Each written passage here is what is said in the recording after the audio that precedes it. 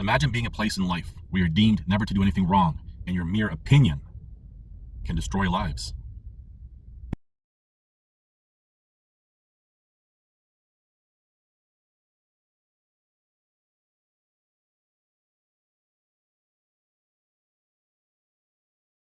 Hello, it's July 2023. There's an old saying, no good deed goes unpunished. And we see this throughout history, even today, and chances are it's never going to stop. We see when people try to help someone else or a group, how easily they become a victim because of their good deeds. There's a story from about a year ago where an off-duty police officer had shot and killed an active shooter. Now, this active shooter was specifically targeting police officers. And in the end, the police officer, the off-duty police officer, he was gunned down by other police, shot and killed. Now I'm just going to stop and segue on two different points here. First, I'm not condoning what this active shooter was doing at all. To hunt down a person or even a group to target them is wrong, especially when you take their life. Now, you see, for example, when politicians do that with war, we see tens of thousands, hundreds of thousands, perhaps even millions of people dying at the hands of war. Society has been socially conditioned to say, hey, there's a conqueror. But you kill 1 or 10 people or whatever, well, that makes you a murderer or a mass murderer. There's really no difference other than gathering public support and hiding behind perhaps even some delusional laws, but I digress.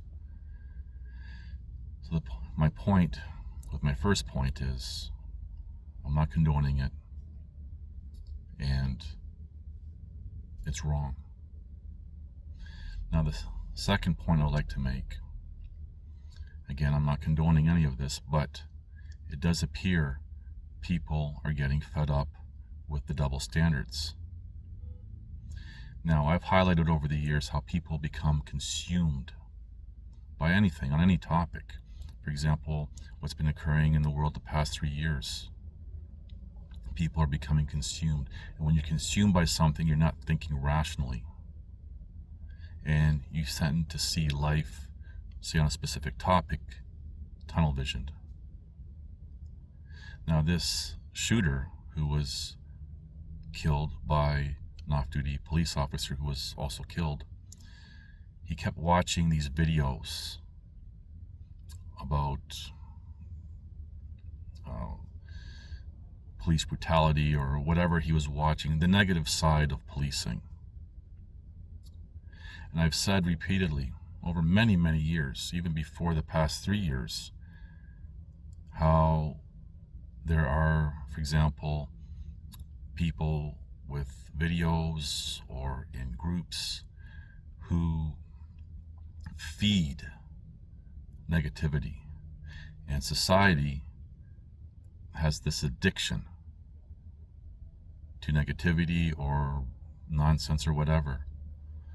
And that is what I've been trying to highlight, is the danger when you're consumed by something because you follow an online celebrity type, as I've described in many videos over many years, and you start to become tunnel visioned. And where we see a good example of this being a severe problem is, for example, with the shooter who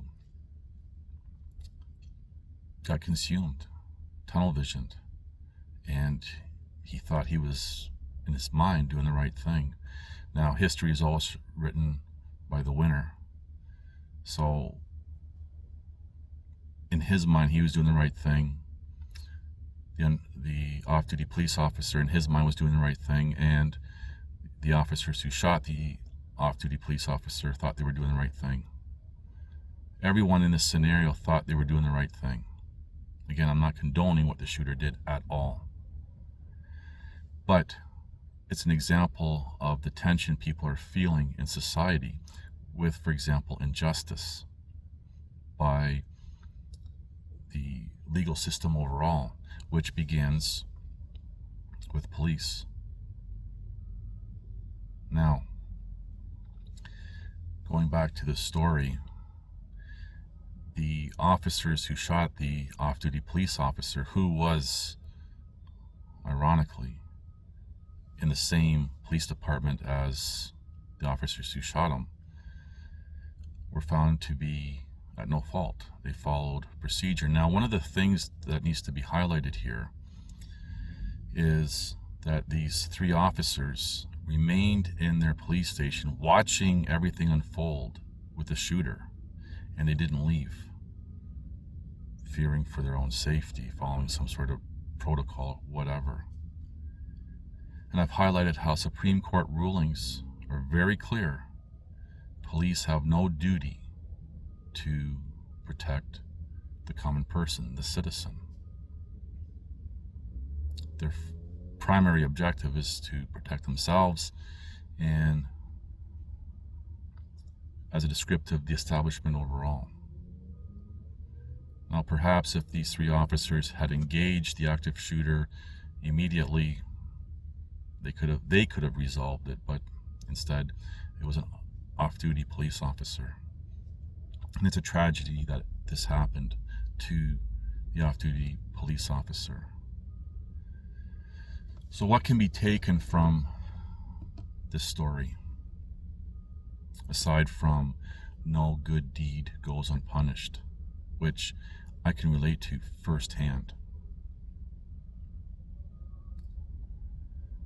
We have, for example, putting aside that was an off-duty police officer, somebody stepped up and resolved the situation. Unfortunately, he paid the price for it. We also see, for example, how society is becoming very frustrated, and it's reaching its boiling point. And that's sad as well. People are going to start lashing out because of all the injustice and no one being held accountable. Really, those are the two primary things. Now, in my story, how I can relate firsthand, in 2012, had mentioned to Alberta Health Services there's something going on at this nonprofit organization with sexual abuse, trafficking. And I try to be very crafty in how I said that, because I didn't know, but I said what I said to be thinking that it was in confidence, and it appears that somehow it got leaked out. And then I started to get some backlash for that. And I stepped up, and it wasn't until I became personally involved through a false allegation by the end of that year where I had no choice but to really step up. And then everything went sideways for me May 4th, 2013, when two former police officers decided to do some street justice and silence me, whatever, based on the comments that they were telling me. And then that led into police, judicial, and political corruption in the city of Calgary. That's Calgary, Alberta, Canada, for people who are not from Canada. And I destroyed my whole life, and I never anticipated things to snowball as they did. I thought, okay, initially I'm going to say something, hey, look it over here, there's something going on. And then from there, it just snowballed way above my head and implicated very, as a descriptor I've been using for many years, very influential people, powerful people. Now, I've done videos, or did a video many, many years ago, saying, I wish they did. I wish the 2 former officers shot me, because then I wouldn't be living through this hell for a decade and counting now. But I'm still here. So, just things to think about. Again, I'm not condoning anything what, for example, the shooter did. But if you think about it, you can kind of understand that this individual, unfortunately, went to an extreme. He got consumed. And one final note on this. Prior to this event taking place, I believe, if I'm not mistaken, it was a family member who had contacted the police to do, in the States it's called a welfare check, or in Canada a wellness check. And I've highlighted how more times than not, when people call the police to do a wellness check on an individual, they end up getting killed. So, who knows, maybe if the responding officers to that wellness check came sooner, it would have ended before anything begun. And just one more final thought.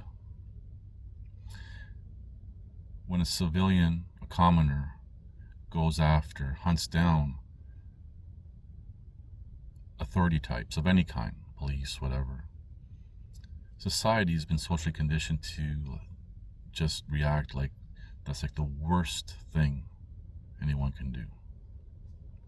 But we see this daily with authority types, for example, like police, doing the same thing to the common person, the citizen. And no one really bats an eye. Now in today's world, with political correctness and everything else, we see certain groups capitalizing on this type of thing, but generally speaking, it just, it is what it is. You really have to ask yourself why. Anyway, things to think about. Thank you for watching. Please like, subscribe, comment, and share.